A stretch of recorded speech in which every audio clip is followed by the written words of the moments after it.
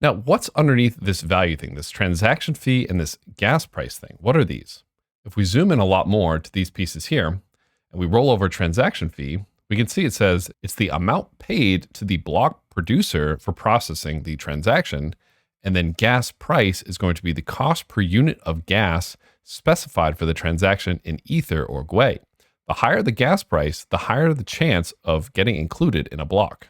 I'm going to explain that in a little bit, but if we scroll down even more, let's zoom back out, and we click to show more, we can see even more details about this transaction.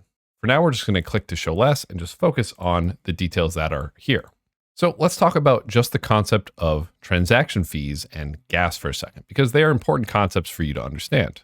Remember how I said that these blockchains are actually run by a group of different nodes? Well, the question is, what's their economic incentive to keep running these blockchains? Are they running them out of the goodness of their heart? Well, on a real network, these nodes actually get paid a little bit of Ether for processing transactions. Whenever you send a transaction, there is a node, sometimes referred to as a miner or a validator, depending on the network you're on, who gets paid a little bit of the native currency of the blockchain to process that transaction. For Ethereum, they obviously get paid in Ethereum. Or for test Ethereum, they get paid in test Ethereum, which again, the test Ethereum is worth nothing, which is why I said they're running them out of the goodness of their heart. If you're sending a transaction on the Polygon network, they're going to get paid in Matic, the native token of Polygon. If you send a transaction on an L2 like Arbitrum or Optimism, you're going to get paid in ETH, which is the native token of those L2s. This payment is obviously to incentivize people to continue to run nodes. And they get paid more the more gas you use. So what is gas? Gas is a unit of computational measurement. The more complex your transaction is, the more gas you have to pay. For example, if we hit more details just really quickly, and I zoom in a little bit more, we can see this section here, gas limit and usage by transaction. This means that when we sent this transaction, we limited it to a maximum of 60,000 gas, but in total, we only used 21,000 gas. This 21,000 gas represents how complex this transaction was. It was 21,000 gas units worth of complexity. Now, for simple things like sending Ether, the units of gas are usually pretty small. For example, 21,000 units of gas is actually a really small amount of gas being sent. But maybe for more complex transactions like minting an NFT, depositing some funds into a DeFi protocol, or deploying a smart contract, those are typically going to be more expensive transactions because they're more complicated. They have to do more stuff. In the future, we'll introduce you to this concept of EVM codes or opcodes. And if you break down a transaction to the lowest level, this assembly opcode stuff, you can actually see exactly how much each opcode costs in terms of gas. Don't worry about this at all right now. Just know that these transactions are broken down into many, very, very small instructions, and each instruction has a specific amount of gas. The more instructions usually means more gas. Like I said, we'll explain this much later in the course. Don't worry about this too much here, but just know that we use 21,000 gas. Now, if you take this gas used and multiply it by the gas price in ETH instead of Gwei, so we'll take 21,000 and multiply it by this gas price in ETH, not in Gwei, and hit enter, we'll see the total transaction fee of the transaction. And you can see that this number does indeed match the transaction fee. For you to understand how much ETH you're going to pay for your transaction, you multiply the gas price times the gas used. Transaction fee equals gas price times gas used. So this means that whoever sent us this 0.1 ETH also paid 0.0000525 blah, blah, blah ETH to a blockchain node, to a validator on the Sepolia Ethereum testnet.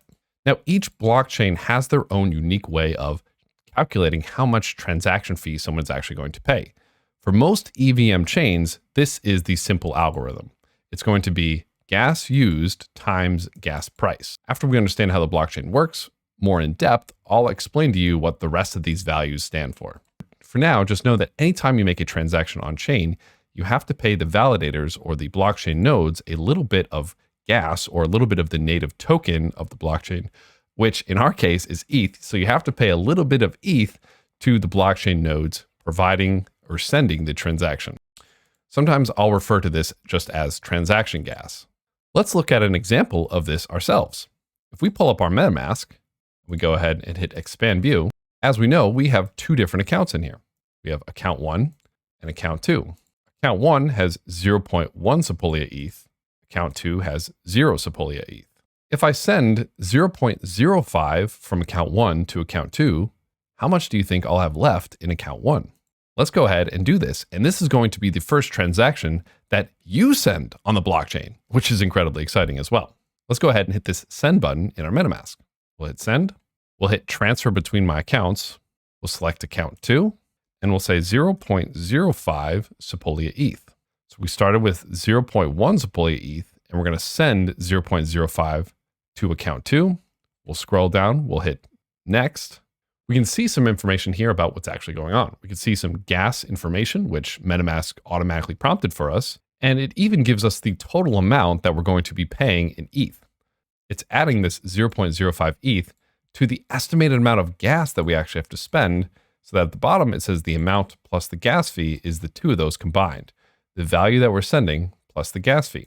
And additionally, in MetaMask, if you select this here, you can get some more information about editing our gas fees. The amount of gas that you choose to spend can be different depending on how many people are making transactions on the blockchain. The more people are sending transactions at the same time, the more expensive gas costs are going to be. So if a lot of other people are also sending transactions right now, the gas price is going to be higher.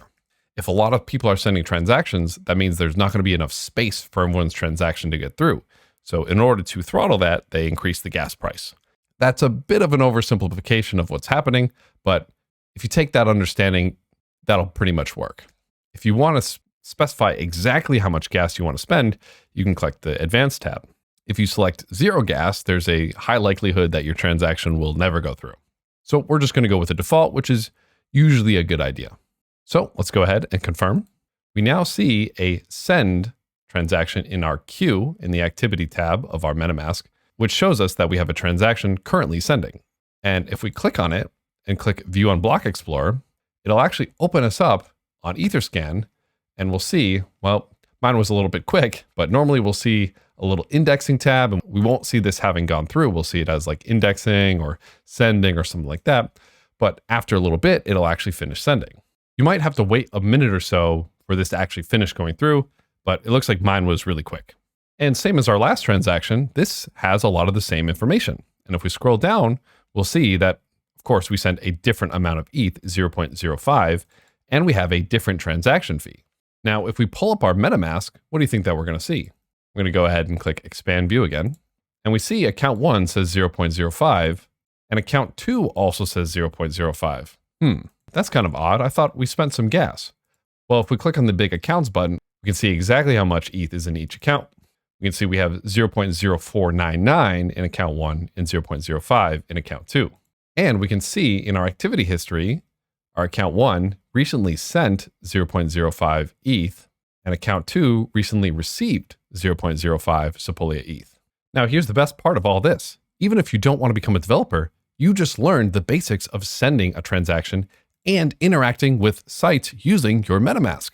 Congratulations. Now here's something that's incredibly exciting. With just this little bit of information, you now know how to interact with blockchains and interact with the Ethereum protocol. So if you don't want to learn how to code anything, you can go and you can start interacting with Ethereum and interacting with protocols with just this much information.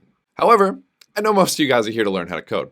So let's look under the hood of Ethereum and what is actually going on with these transactions and with these gas and with these blockchains and what's really going on. Let's learn all the fundamentals of a blockchain. Now, if you want to just go ahead and jump into the coding, go ahead and grab a timestamp from the description. However, learning exactly how the blockchain works is going to make you an incredibly powerful developer. So let's take a look at that first.